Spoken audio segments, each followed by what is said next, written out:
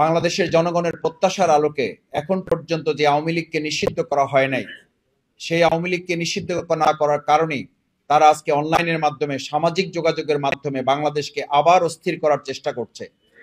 আমরা পরিষ্কার বলতে চাই, বাংলাদেশ জামাত ইসলামী ছাত্র জনতাকে সাথে করে নিয়ে তাদের যে কোনো অপতৎপরতাকে রুখে দেবে ইনশাআল্লাহ।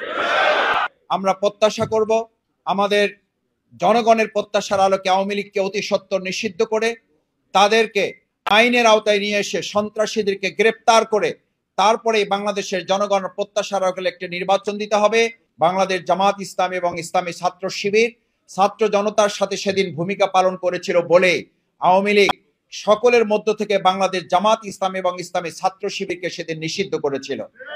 নিষিদ্ধ করার মধ্য দিয়ে দেশের মানুষের কাছে এটি পরিষ্কার করা হয়েছে, সেদিন আন্দোলন সংগ্রামের অগ্রপথিক হিসেবে বাংলাদেশ জামাত ইসলামী ইসলামী ছাত্র শিবির জনতার হৃদয়ে স্থান করে নেতৃত্বের কাতারে ছিল বলে আওয়ামী লীগ আমাদেরকে টার্গেট করে নিষিদ্ধের তালিকায় নিয়ে তারাই গোটা পৃথিবীতে এখন নিষিদ্ধ হয়ে গিয়েছে।